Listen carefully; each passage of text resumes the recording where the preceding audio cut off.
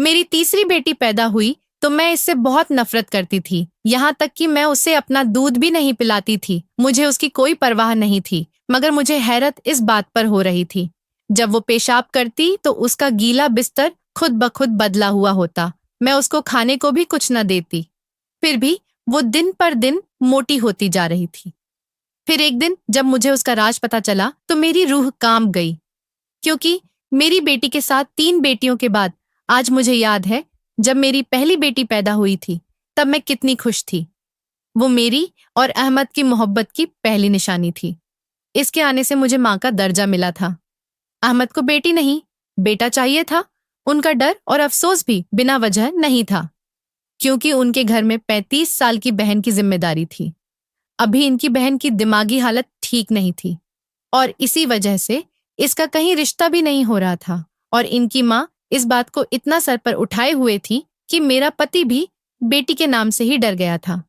मेरी एक के बाद एक बेटी पैदा हो गई थी, तो मेरे पति के साथ साथ मेरी भी हिम्मत टूट गई थी। मेरा और अहमद की पसंद की शादी थी।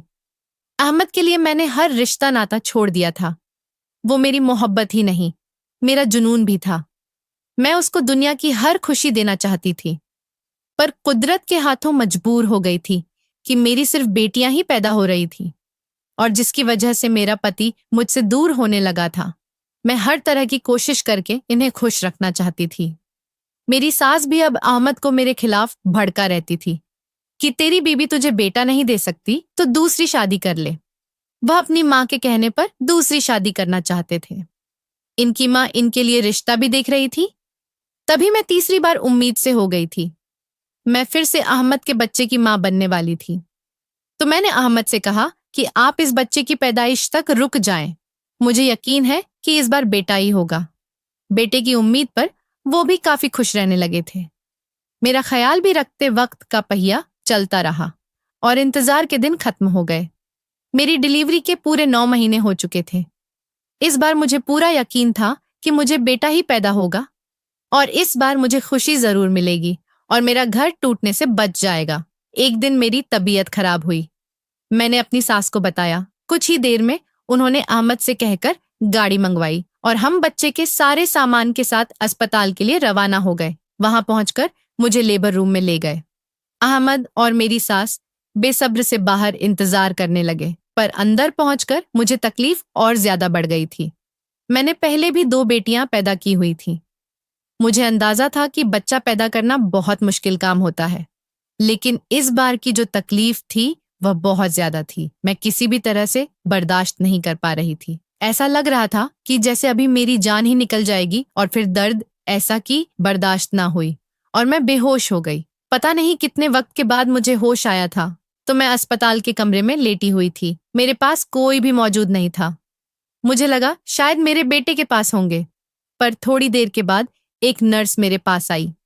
मैंने बच्चे का और बाकी घर वालों का पूछा तो उसकी आंखों में ऐसी चमक आ गई कि मुझे लगा अभी वो मुझे बेटे की खुशखबरी देगी, मगर उसके जवाब ने मेरे जमीन आसमान हिला दिए थे जब उसने कहा कि तुम एक चांद सी बेटी को जन्म दिया। एकदम से मुझे मेरे सारे सपने टूटते नजर आए थे। मैंने अहमद को जो दिखाए थे और खुद भी देखे थे। मेरे दिल की धड़कन तेज हो गई थी। मैंने पूछा कि मेरा पति कहाँ है। उसने बताया कि वो तो कल से नहीं आए। फिर मैंने पूछा मेरी सास कहाँ है। नर्स ने बताया वो भी 2 घंटे से रिक्शा लाने का कहकर गई हैं, पर अभी तक वापस नहीं आई हैं। उस नर्स ने बच्ची को उठाकर मेरे सामने किया और कहा कि इसे दूध पिला दो। मेरा दिल नहीं चाह रहा था कि मैं नजर उठाकर भी उस बच्ची को देखूं। यह वही थी जिसने आज मेरा घर तोड़ दिया था। मैंने जलते हुए दिल से गुस्से वाली नजर से उसकी तरफ देखने लगी। नर्स ने बिल्कुल सही कहा था।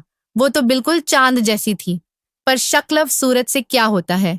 बेटा तो बेटा होता है। नर्स ने बच्ची को मेरी गोद में ठीक से लिटाया और दूध पिलाने में मेरी मदद करने लगी, जहां मेरी बाकी बेटियां भी मौजूद थीं। पर मुझे बहुत प्यार आया, क्योंकि 2 दिन से मैंने इन्हें नहीं देखा था। लेकिन इस नन्ही सी जान पर मुझे कोई भी प्यार नहीं आया। इससे मुझे कोई भी लगाव नहीं था, जिसने मेरे सारे सपने तोड़ दिए थे। वक्त गुजर रहा था। अहमद मुझसे दूर दूर रहने लगे थे। मेरे पास बहुत कम आते थे और मुझसे बहुत नाराज थे। लेकिन मैं क्या करती? बेटी को जन्म देना या बेटे को जन्म देना, मेरे हाथ में तो नहीं था अहमद। ना तो मुझसे ठीक से बात करते, ना ही मुझे कोई खर्चा देते। मेरा सब्र अब जवाब दे चुका था। मुझे और बर्दाश्त नहीं हो रहा था। मैं अपने इतने प्यार करने वाले पति के लिए कुछ भी कर सकती थी। मैं इनकी बेरुखी बर्दाश्त नहीं कर पा रही थी। मैंने तो अपने पति के लिए सब कुछ कुर्बान कर सकती थी, और यह मनहूस बेटी तो वैसे भी मेरे आंख का तिनका थी। मैंने अब धीरे धीरे से उसे अपना दूध पिलाना ही बंद कर दिया। भूख की वजह से और रोती तो एक बार फिर दूध पिला देती। इसका पेट भरता या नहीं, मुझे इस बात से कोई परवाह नहीं थी। मैं इस पर कोई भी ध्यान नहीं देती थी। मैं ज्यादातर उसको सुलाकर कमरे का दरवाजा बंद कर देती कि रोए, तब भी बाहर आवाज ना आए, और सारे काम पूरे करने के बाद ही मैं कमरे में जाती थी। मैं पूरा दिन घर के काम निपटा रहती, चाहे वो रोए या भूख से तड़पे या अपना बिस्तर गीला करे, मुझे कोई भी परवाह नहीं थी। पूरा काम करने के बाद ही मैं दरवाजा खोलती थी। सास मेरी इस बात को अच्छे से समझ चुकी थी कि मैं बेटी के साथ क्या सलूक कर रही हूँ, पर दिल ही दिल में वो भी नाराज थी इस बात से। लेकिन फिर भी उसने मुझसे कुछ भी नहीं कहा। रात में अक्सर मेरी बेटी बहुत रोती थी। एक रात अचानक मेरी आंख खुली तो क्या देखती हूँ कि मेरी बेटी के मुंह में फीडर लगा हुआ है, वो भी दूध से भरा हुआ। मैं तो परेशान होकर उठ बैठी कि यह किसने दिया होगा। बहुत सोचा, शायद मेरी पगली ननद आकर दे गई होगी या मेरी बड़ी बेटी ने दिया होगा, लेकिन फिर तो ऐसा रोज ही होने लगा। रात में जब भी मेरी आंख खुलती तो उसका दूध हमेशा इसके पास मौजूद होता, और तो और गीला बिस्तर खुद ब खुद हुआ होता। अब तो उसने रात में रोना बिल्कुल ही छोड़ दिया था। अब तो ना मेरी नींद खराब होती और ना ही मैं इस पर कोई ध्यान देती थी। इसने दूध पिया होगा या नहीं, पर एक बात अजीब थी, मेरी बेटी की सेहत दिन पर दिन बहुत ही अच्छी होती आ रही थी। वह दिन पर दिन मोटी और गोल मटोल होने लगी थी।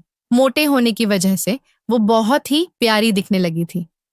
वो इतनी खूबसूरत थी कि उससे निगाहें हटाना मुश्किल होती थी। मेरी बाकी दोनों बेटियां भी खूबसूरत थीं, लेकिन यह तो कुछ ज्यादा ही खूबसूरत थी। मेरी बेटियों ने उसका नाम फातिमा रख दिया था, लेकिन उसकी इतनी खूबसूरती और उसका इतना मासूम चेहरा देखकर भी मुझे इसके ऊपर प्यार नहीं आता था। मुझे इससे नफरत महसूस होती थी। वो मुझे मनहूस लगती थी। अगर वो इस दुनिया में ना आती तो इसकी जगह मेरा बेटा आ जाता तो मेरे घर में आज कितनी खुशियां होती। मेरा पति मुझसे कितना प्यार करता और वह मुझसे कितना खुश रहता। लेकिन सिर्फ और सिर्फ इसकी वजह से मेरे और अहमद के बीच दूरियां आ गई थी। अब वो थोड़ा थोड़ा बोलने लगी थी। इसकी आवाज सुनकर इसकी पागल बुआ या बहन इससे बात करने चले आते थे, पर मैं कभी इसे कमरे से बाहर नहीं लाती थी। ना ही कभी इसके बाप या दादी ने कहा कि बच्चे को बाहर लाओ। एक दिन मैं काम में इतनी बिजी हो गई थी कि सो जाने की भी फुर्सत नहीं थी, क्योंकि उस दिन अहमद के कुछ मेहमान आए हुए थे। सारा दिन कमरे में जाना ही नहीं हुआ था। शाम को इतनी थक चुकी थी कि कमरे में पहुंचकर बस एक नजर उस पर डाली थी, लेकिन वो देखने में बिल्कुल भी भूखी नहीं लग रही थी। हालांकि मैं सुबह से उसको देखा भी नहीं था, ना ही उसको एक चम्मच दूध पिलाया था, लेकिन वो तो बिल्कुल भूखी नहीं लग रही थी। मैं भी आते ही सो गई। रात के 2 बजे मेरी आंख भी खुल गई तो मुझे उसका ख्याल आया। वो खेलते खेलते ना जाने कब अकेले झूले पर लेटे लेटे सो गई थी। इसके झूले के पास एक खिड़की थी जो उस वक्त खुली हुई थी। मैं जल्दी से उठी और उसके पास जाकर देखा, लेकिन वो तो बहुत ही प्यारे से कंबल से लिपटी सो रही थी। दूध का आधा भरा नया फीडर उसके पास से पड़ा हुआ था, जिसको शायद उसने आधा पीकर खत्म कर दिया था। मैंने उस कंबल को छूकर देखा तो कंबल काफी महंगा लग रहा था, पर यह किसने लाकर मेरी बेटी पर डाला होगा, ये समझ नहीं आ रहा था। क्या अहमद को तरस आ गया था? इस पर मैंने बहुत सोचा, पर मैं कोई नतीजा नहीं निकाल पाई। खिड़की और दरवाजे बंद की और सो गई। सुबह अहमद पर मेरी खास नजर थी कि कहीं यही बेटी के पास जाकर इसका ख्याल नहीं रख रहे, पर सारा दिन ऐसा कुछ महसूस नहीं हुआ। अहमद इसके पास बिल्कुल भी नहीं जाते थे। मैं तो फिर भी कभी कभार जाकर उसको देख लेती थी। इसकी दादी से तो वैसे भी कोई उम्मीद नहीं थी, इसलिए मेरी परेशानी दिन ब दिन बढ़ने लगी थी। और मुझे नहीं पता था, इससे भी बड़ा झटका तो मुझे अब लगने वाला था। दोपहर में मैं जब उसे फीड देने गई तो क्या देखती हूँ कि उसने बहुत ही प्यारा सा फ्रॉक पहना हुआ है। आंखों में काजल भी लगा हुआ था और माथे पर नजर का टीका लगाए वो झूले में झूल रही थी, और पास पड़े खिलौने से मेरी बेटी बहुत खुश हो रही थी। अब मुझे थोड़ा थोड़ा डर भी लगने लगा था। आखिर यह सब क्या था? मैं सारा सारा दिन नजर रखती, कोई भी कमरे की तरफ कोई जाता हुआ नजर नहीं आता था, तो फिर यह सब कौन कर रहा था? मैंने उस बात को छिपा ली और जल्दी से बाहर आ गई। परेशानी से मेरा अब बुरा हाल था। सास ने पूछा तो मैंने कह दिया कि तबीयत कुछ खराब है। बाकी सारा दिन घर के कोने में बैठी सोचती रही। मेरी एक बेटी की आदत थी कि जब वो स्कूल से आती तो सबसे पहले अपनी बहन के पास आकर उसे देखती, उससे बात करती, फिर जल्दी से आकर खाना मांगती थी। वह जैसे ही बहन के पास गई तो उसके झूले से वो खिलौना उठाकर बाहर ले आई। इसके बाहर आते ही उसकी दादी की नजर खिलौने पर गई। मेरी बेटी के हाथ से वो खिलौना छीन कर देखा तो मेरी सास की आंखें फटी की फटी रह गई। वो खिलौना हाथों में लेकर देखने लगी और उस खिलौने को दीवार के साथ रगड़ कर देखने लगी। मैं गौर से अपनी सास को देख रही थी कि आखिर वह यह सब क्या कर रही थी। मेरी सास मेरी तरफ भागी आई और कहने लगी कि तेरी बेटी यह खिलौना कहाँ से लेकर आई है? मैं जानते हुए भी अनजान बन रही थी। मैंने कह दिया, अम्मा जी, मुझे नहीं पता यह खिलौना कहाँ से लेकर आई है। मैं अपनी सास के चेहरे को देखती रही। सास बोली, अगर मेरी बूढ़ी नस्लें धोखा नहीं खा रही हैं तो यह पक्का सोने का लगता है। मैं झटके से उठी और खिलौना सास के हाथ से लेकर देखने लगी। वैसा दिख रहा था जैसे सोना का ही हो। मैं तो यह सोच भी नहीं सकती थी। तभी इतने में मेरी सास कमरे में गई और चादर लेकर बाहर आई और खिलौना मुझसे लेकर चादर के कोने में बांधा और बगल में छिपाकर कहीं बाहर चली गई। और मैं बैठी सोचती रहती कि आखिर यह सब क्या हो रहा है। मेरी बेटी हमेशा की तरह खेलने में भी बिजी थी। उसे कोई प्रेत आत्मा तो नहीं खिला रहा हो। मैंने झूले में पड़ा फीडर देखा तो जैसे मैं रख कर गई थी वह वैसे ही भरा पड़ा हुआ था। मुझे बहुत गुस्सा आया। इसने कल से दूध नहीं पिया था, फिर भी चुप है और इतना हंस हंस कर खेल रही है। मुझे एकदम से फातिमा का हंसता हुआ चेहरा देखकर गुस्सा आ गया। मेरी खुशियों को आग लगाकर, मेरे सपनों को तोड़कर कितना खिलखिलाकर हंस रही थी। मैंने उस मासूम की गाल पर थप्पड़ मारा। मेरे थप्पड़ मार देने पर टकटकी लगाए। मुझे देखती रही। फिर अचानक से वह रोने लग गई। मुझे इसके रोने से कोई परवाह नहीं थी। मैं उसे रोता हुआ छोड़कर बाहर आ गई थी। इतने में मेरी सास भी आ गई थी और मुझे बताया कि गली में जो सुनार की दुकान है वहां से खिलौना दिखाकर आई हूं। यह तो खालिस सोने का है। हमारे तो बाहर आ गए। यह सुनते ही मेरे दिल और दिमाग सब सुन हो चुके थे। मैं बस बुद्ध बनी सुनती जा रही थी और कोई जवाब ना दे सकी। बस इतना कह पाई कि अम्मा जी अहमद को कुछ मत बताइएगा, वरना वह कहेंगे कि बच्चियां चोरी करती हैं, वरना सोना कहाँ से आएगा, क्योंकि खिलौना मेरी छोटी बेटी के पास से मिला था। यह तो सिर्फ मैं ही जानती थी। मेरी सास के दिमाग में भी यह बात आई।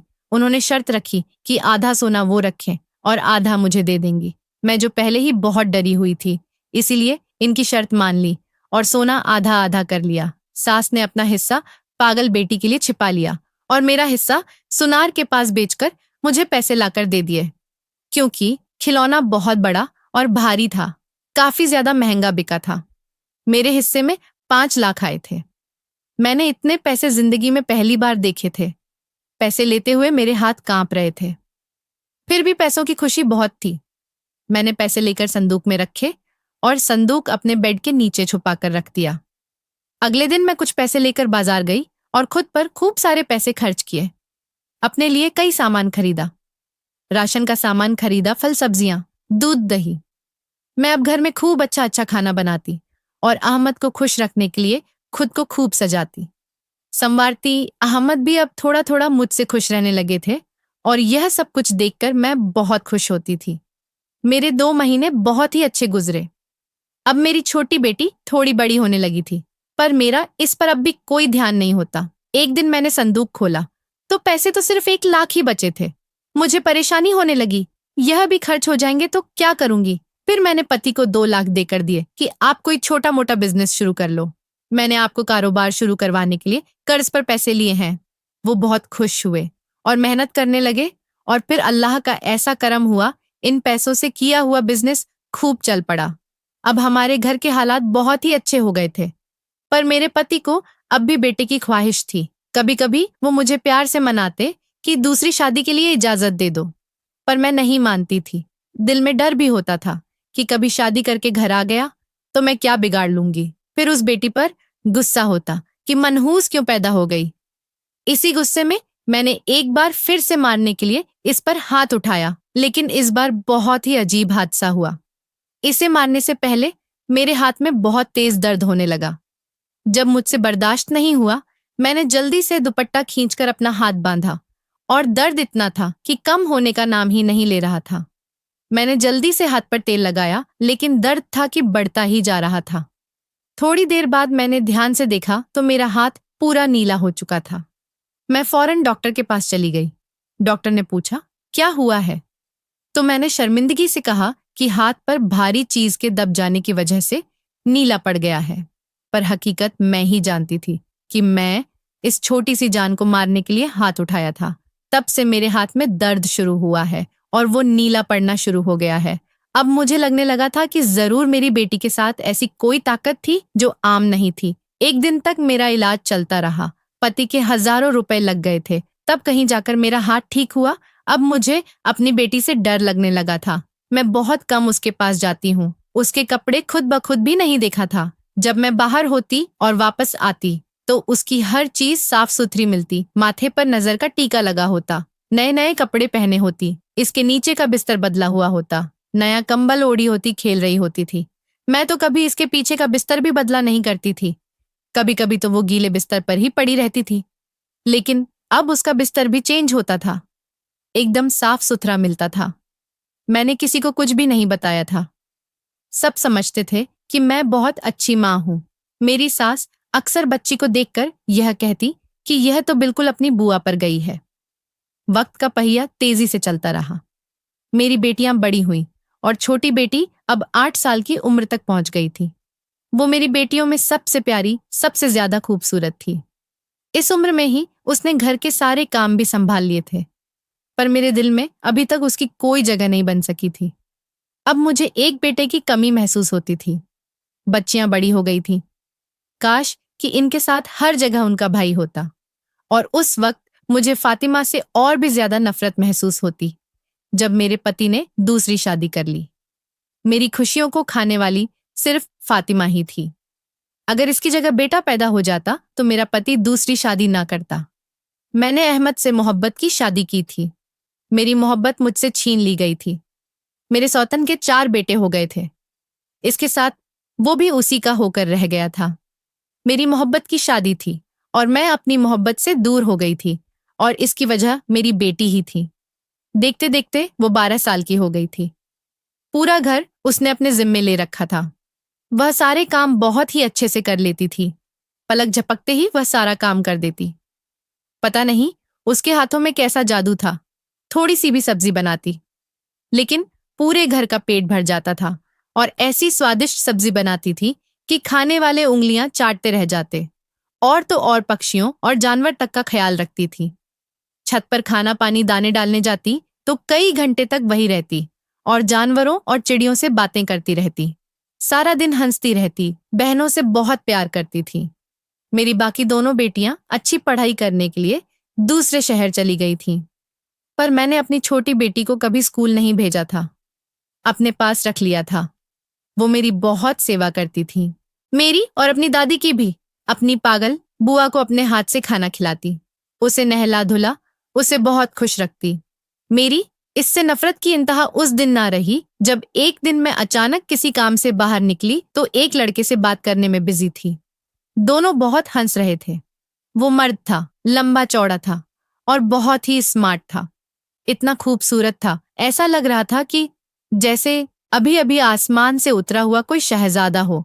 उस लड़के ने फातिमा के हाथ पकड़ रखे थे और वो फातिमा से कुछ कह रहा था, और फिर देखते ही देखते उसने फातिमा को गले लगा लिया और फातिमा भी उसकी बाहों में सिमट गई। यह सब कुछ देखकर मैं गुस्से के मारे आग बबूला हो रही थी। अब उस लड़के की नजर भी मुझ पर पड़ चुकी थी। उसने मुझे कुछ ऐसी नजर से देखा तो मुझे देखने से ही उसके डर महसूस हो रहा था। मेरी तो आवाज ही नहीं निकल रही थी। मैं जल्दी से उल्टे पांव वापस अपने कमरे में आ गई थी। पूरी रात मैं बुखार में तपती रही थी। ये सिर्फ उस पर नजर पड़ने का असर था। अगले दिन तक कुछ ठीक हुई तो मैंने अपनी बेटी से पूछा, वो लड़का कौन था?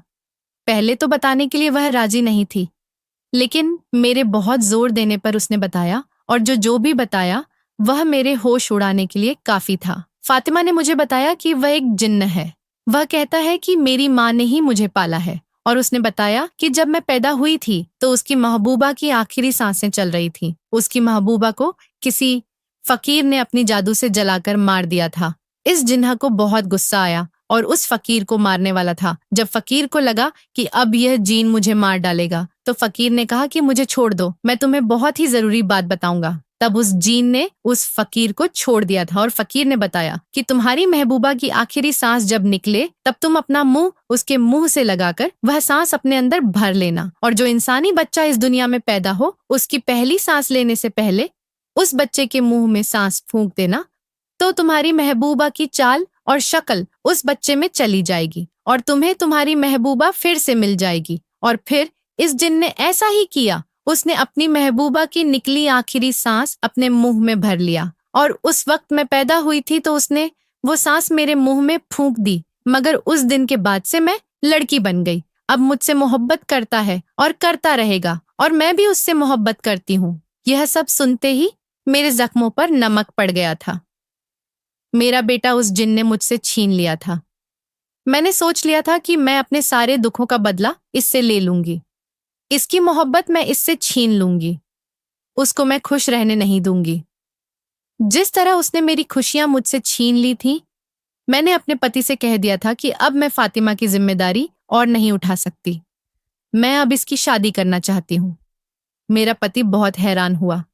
वह कहने लगा, यह तो अभी छोटी है, इससे पहले 2 बेटियां हैं, इनकी शादी करेंगे, इसके बाद इसकी शादी करेंगे। पर मैंने साफ साफ कह दिया कि मुझे इसकी कैरेक्टर पर शक है, मैं इसे और नहीं संभाल सकती। इन बातों के दौरान मेरी बेटी बहुत दुखी नजर आ रही थी और बहुत ही उदास नजर से मेरी तरफ देख रही थी, पर मेरे अंदर बदले की आग लगी हुई थी। मेरा पति चला गया तो वो मेरे पास आई और मेरे सामने हाथ जोड़कर कहने लगी, माँ तू ऐसा कैसे कर सकती है? तुम्हें तो मैंने सबसे पहले बताया था कि क्योंकि तुम तो मेरी माँ हो और मुझे तुम पर यकीन था कि तुम मेरा साथ दोगी, पर तुमने मेरे साथ ही यह सब कुछ क्यों कर रही हो? क्यों मुझे मेरे प्यार से दूर कर रही हो? मैं इसके बिना मर जाऊंगी। मैं इससे बहुत प्यार करती हूँ। वो मेरे बिना तड़पता रह जाएगा, इसीलिए मुझे पाने के लिए बहुत लंबा इंतजार किया है। फिर मैं मुस्कुराई और साफ साफ कह दिया कि तेरे इस आशिक की ख्वाहिश मैं पूरी नहीं होने दूंगी। तू मेरी बेटी है और मैं ही तेरा फैसला करूंगी। और चुप होकर खामोशी से मेरी तरफ देखती रही। मैंने उसे अपनी नजरों के सामने से जाने के लिए कहा तो गुस्से से कहने लगी कि माँ, यह सब ऐशो आराम, पापा का चलता हुआ कारोबार, बहनों की अच्छी पढ़ाई, सब इसी की बदौलत है। आप लोगों का इसमें कोई किरदार नहीं। अपने पहले वाले हालात याद कीजिए, आप बहुत पछताओगी, क्योंकि वो मुझे यहाँ दुखी नहीं रहने देगा और वो गया तो सारे सुख भी आपसे छीन लेगा। हमारे सुख चले जाएंगे, फिर आप पहले जैसे गरीबों की जिंदगी जियोगी। मैं इसके साथ जिंदगी भर आपकी सेवा में गुजार दूंगी। मैंने कहा, कभी नहीं, वह अपने मकसद में कामयाब नहीं हो सकता।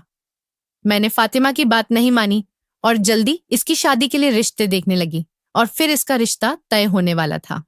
जिस दिन उसके बाप ने कहा कि रिश्ते वाले आने वाले हैं, मैंने जल्दी से सारा काम कर ली और इसे तैयार होने को कहने लगी। वो रोती रही, पर मैंने फातिमा की एक न मानी। आखिर मजबूर होकर मेरा दिया हुआ जोड़ा पहनने के लिए कमरे में गई। काफी देर हो चुकी थी, वो बाहर नहीं आई। मैंने दरवाजा बजाया तो दरवाजा भी नहीं खुला, तो मैंने धक्का देकर कुंडी तोड़ दी। लेकिन अजीब बात थी कि दरवाजा अंदर से बंद था। कोई खिड़की, रोशनदान भी नहीं था। फिर भी वो अंदर मौजूद नहीं थी। मैं समझ गई थी कि वो मेरी बेटी को ले गया। वो चली गई है और मेरे हाथ अब कुछ नहीं रहा। सब घर वालों को बस इतना ही कहा कि वो एक लड़के के साथ भाग गई है। इसके जाने के बाद हमारे हालात ऐसे बदले, हम आसमान से जमीन पर पहुंच गए। ना तो मेरी बेटियों की पढ़ाई पूरी हो सकी और ना ही मेरे पति का कारोबार आगे चल सका। हम सब एक दूसरे से लड़ते झगड़ते रहते हैं। मेरे किसी को कोई भी परवाह नहीं, बस एक वही थी, सेवा करती थी, मुझे दिल से प्यार करती थी। सब कुछ होने के बाद मुझे फातिमा का एहसास हुआ। फातिमा ही थी, देखभाल करती थी, मुझे दिल से प्यार करती थी। आज वो नहीं है तो मुझे इसका एहसास हो रहा है। मैंने इस मासूम के साथ बचपन से ही बहुत गलत किया था और आज मैं बिल्कुल अकेली हो गई हूँ। मेरी दोनों बेटियां अपनी पसंद से शादी कर ली हैं। मेरे भगवान ने मुझे मेरे की बहुत बड़ी सजा दी। अब मुझे कोई एक चम्मच पानी पिलाने वाला भी नहीं बचा। आज मैं बहुत रोती और दुआ करती हूँ कि मेरी बेटी वापस आ जाए, इसका कोई पता नहीं था। दोस्तों, आप मेरी बेटी के लिए दुआ करें, वह जहां भी हो वापस आ जाए। तो दोस्तों, कैसी लगी आपको मेरी कहानी अच्छी लगी तो वीडियो को लाइक करें और ऐसे ही कहानियां सुनने के लिए चैनल को सब्सक्राइब करें।